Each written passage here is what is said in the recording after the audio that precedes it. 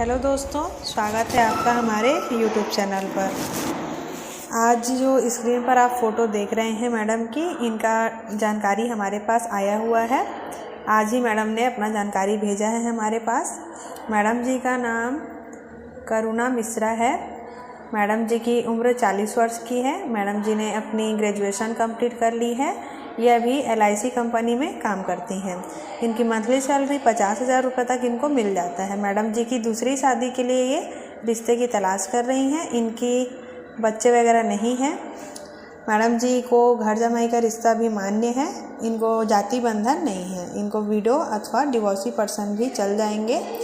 अगर आप इस प्रकार के रिश्ते की तलाश में हैं, अगर आपको इनका बायोडाटा पसंद आया हो, आप इनसे आगे की बात बढ़ा सकते हो।